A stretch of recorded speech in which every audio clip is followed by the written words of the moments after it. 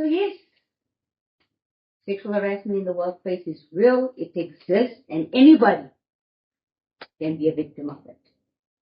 As much as I have such a big personality with a very loud voice, and I'm always such a jolly, chirpy, physical person, and I pride myself in always being energetic and happy because I'm full of life, full of love, just full of everything that's good. Because that's how I am. This is me. Never in my wildest dreams did I think I would become a victim of sexual harassment in the workplace. And funny, you know these things happen. And what caught me off guard when it happened is that I was able to speak and to stand up for other women in the workplace as well.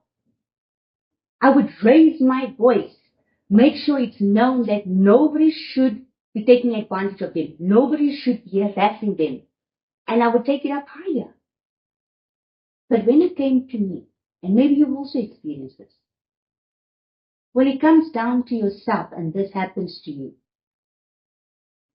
you go quiet. You go into a little bubble. And suddenly that bubble starts to suck out the air out of you. Suffocating with your silence. Suffocating through your pain and your trauma. You wake up at 3 o'clock in the morning with your heart racing. Sweat is dripping down your face. But you can't scream, can't shout. Nobody knows but you. So now I'm going to take you down memory lane. Because I do remember it like it was yesterday. So this was about 3 years ago. Also worked in a very high pressure environment.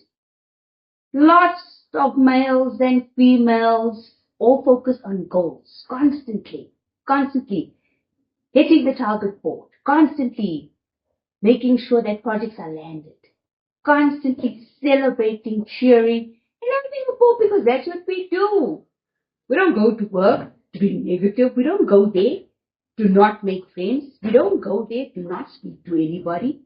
We go there because that is like another home to you. That is another place. I used to say, I'm going to my outing. Where are you going? I'm going to hang out with my fabulous people, high energy people. And yet, it all came down like a ton of bricks one day. One night. So let me introduce you to the event. So like I said, 3 years ago, we have a reunion of some sorts. And, you look forward to it because you work with some of the old colleagues that have moved on from the organization. You haven't spoken to some of them in years. And I thought to myself, wow, this is going to be a fantastic day. We'll get to meet and greet, catch up on all the old times, find out how their work life is, find out what has been happening with their families, because we're all excited. It's a joyous event. Why not? So I go to this event, right? Bunch of old colleagues, new colleagues.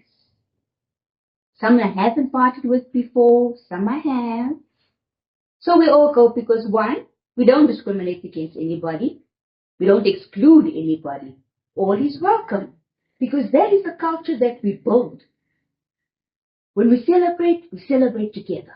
When we cry together. When we're upset together. That's just how people are. And I decided, let's go and have a good time. Firstly, we get to the place. Lovely, sunny day. It's hot. Everybody's smiling. Everybody's excited to meet after work. Hey, we're going to have a good time. Oh, we did have a good time. I did too. Chatting, making jokes, catching up, the laughter filled the air, with music in the background, somebody doing a 1-2 step over there. It was fun. It was complete fun. Taking pictures. You know, we got to do it for the gram. Taking pictures for the memories that you're creating.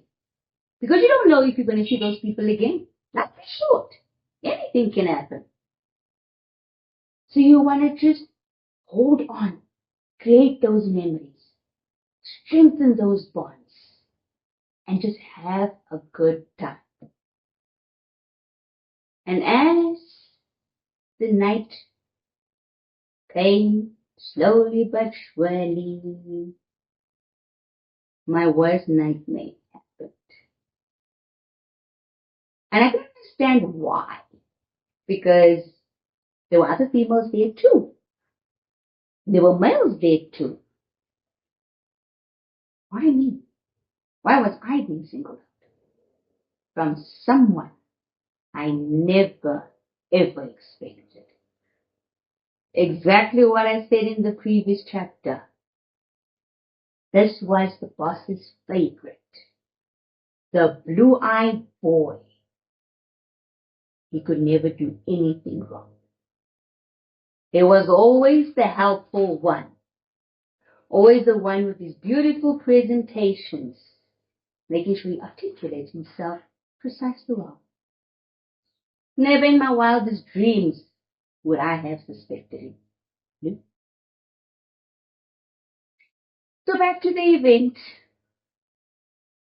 Standing, minding my own business, was dancing, was laughing, was cheering. And you socialize. When you're at an event, you don't just stand in a corner. Well, I'm not that type of person just to stand in a corner. No. I'll talk to everybody that is there that I know. And even if I don't know you, I am going to engage because I believe that when you bring someone in, whether it be to your house, whether it be to a social event, make them feel included, make them feel like they belong, make them comfortable. That's just who I am. And I included everybody and anybody. This one was live. So as the night went on, music is happening. We're all sitting. At one point, we were standing and dancing. And then all of a sudden, I get this person in my personal space. And all I remember that I could say or I thought was, what's going on? Are you okay?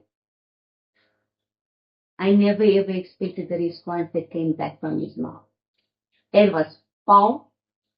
It was disgusting. It was vile. It felt like a snake spitting venom. And it was eating at me. I was shocked. I stood there in utter disbelief.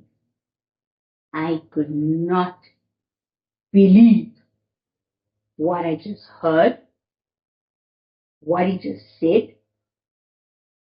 And I looked at this person and I was trying to make sense of these two personas. Because the person I'm experiencing now and the person, the co-worker I experienced in the office, is not the same. It wasn't the same person. But I just couldn't wrap my head around it quick enough. All I remember is that shallow feeling as if it was a stone or a rock that was thrown into an empty well. Just kept falling and falling and falling. I couldn't even use my foul mouth like I usually do. I couldn't even use my hands. I was. And the reason I was silent is because in that moment, the look in his eyes was piercing through me. All I had running through my head was, should I give in to him and just make as if nothing happened? Should I run away but I'll make a scene. If I scream, everybody will look. What do I do? How do I get away from it? What do I do? And as I had these thoughts spinning around in my head, trying to figure out what to do, I stood frozen in time. I just couldn't move. Eventually, all that uttered in my head was, God, my back is up against the wall. Help me. Save me. Get me out of this situation. And by God's grace, I got out of this situation. But he didn't stop. He became forceful at one point, grabbing my arm quite firmly, not wanting to let go. And I remember him pushing and pushing me. And when I turned around, from my side-eye view, it was towards the bathrooms. In this place where we were socializing. And I knew, because from that place, from the angle where the bathrooms were positioned, you can't hear a thing. All I knew is, you have to get out. Take you out. Whatever you're going to do, make sure you get away, because he's not going to stop. Thankfully, it was time to go home. He was still very, very persistent, not wanting to let go.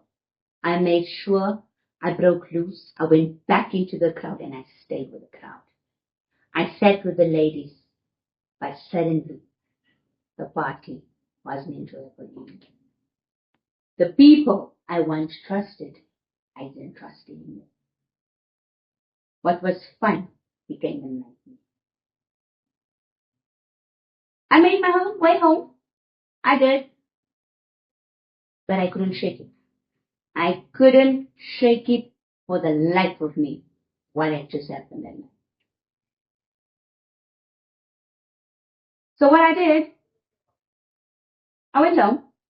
I prayed, because I believe prayer heals, because God is in everything. He saved me, yes, he did, through my silence and all. But I needed to say something, because it became so heavy. I couldn't eat.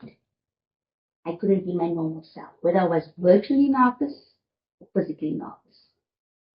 Because all I kept thinking is, if he gets another opportunity, will I have another chance to get away? And I'm not going to risk it. So I decided to confide in a friend.